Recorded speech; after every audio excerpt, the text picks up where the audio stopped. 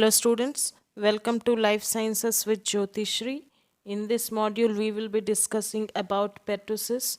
Pertussis is also known as whooping cough and is a highly contagious respiratory infection caused by Bordetella pertussis, and it is an acute respiratory tract infection. Pertussis easily is spread from person to person through droplets produced by coughing or sneezing, and this disease is dangerous in infants and is a significant cause of disease and death in this age group. And the causative agent of whooping cough, microbial causative agent of whooping cough is Bordetella pertussis and is a gram-negative aerobic pathogenic encapsulated bacillus, and which is motile and having a flagellum like structures. So this is most common in winter and as well as in spring season, and females are more predisposed than males. Next, coming to the symptoms of Bordetella pertussis, which causes low-grade fever, vomiting, and running nose, and hoof sound occurs with a forceful inspiration after a cough, and the entire illness may last as for 6 weeks, and there are three different major stages concerned with whooping cough. So, as we have already discussed that the whooping cough, the mode of transmission is through aerosolized droplets produced by the cough of an infected individuals attaching to and the damaging ciliated respiratory epithelium. Bacillus pertussis also multiplies on the respiratory epithelium starting in the nasopharynx and ending primarily in the bronchi and bronchialis. So these are the 5 steps where we can see how the bacterium is being multiplied, how it enters into the host organism. Mostly it is observed in human beings, and how it gets multiplied, and how this bacterium shows its pathogenicity on human beings. So first is the transmission of the bacterium by aerosols, adhesion on the epithelial cells, and multiplication, and then the paralysis and destruction of the ciliated epithelial cells. Next is the secretion of the toxins, and which causes inflammatory reaction. Coming to the clinical features, the incubation period of pertussis has a mean of 7 to 14 days, and it may range from 6 to 20 days.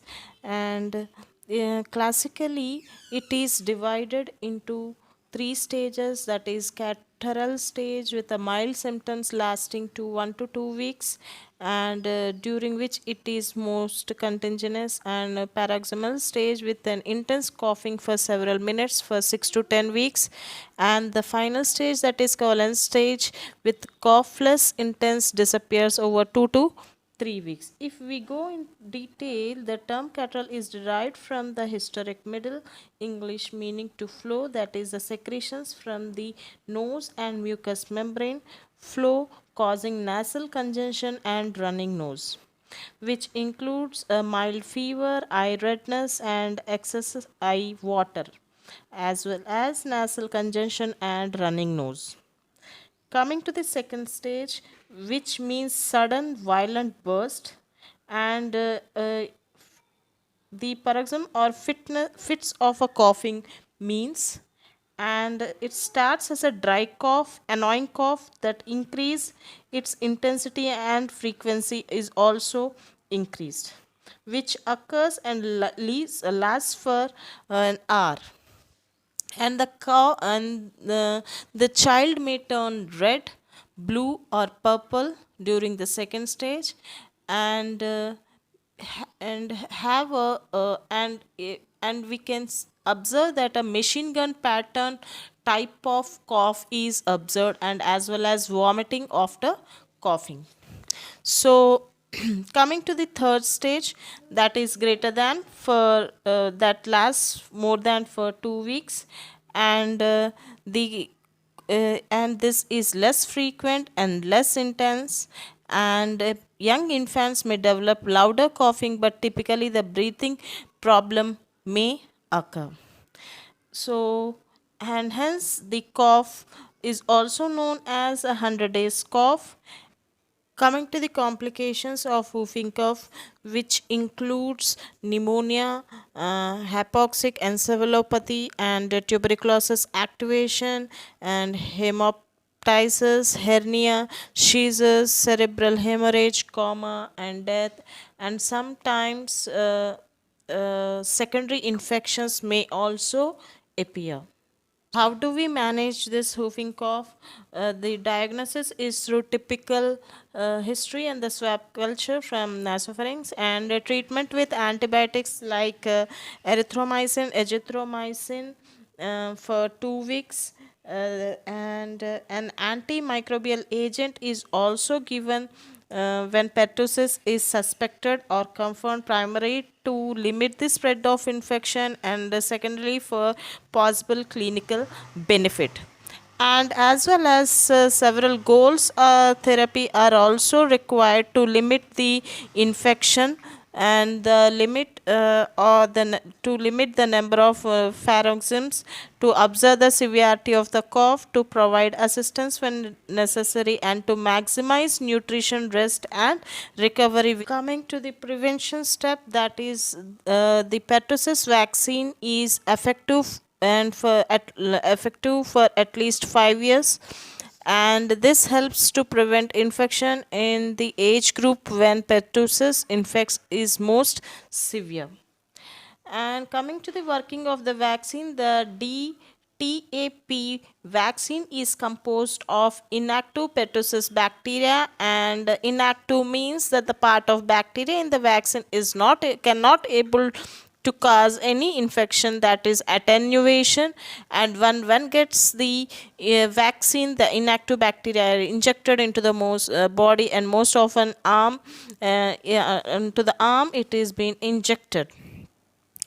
And as we have already discussed, about 3 or 4 out of 10 people are fully protected for 4 years after getting Tdap, and keeping up to date with the recommended pertussis vaccine is the best way to protect you and your loved ones. The DTaP is a vaccine that helps the children younger than of an age of 7, which develops immunity to the 3 deadly diseases caused by bacteria, that is diphtheria, tetanus, and whooping cough, that is pertussis. And it is booster immunization can also be given at an age of 11, that offers continued protection from these diseases for adolescents and as well as in adults. So this is the pathophysiology of pertussis, that is the whooping cough. Thank you.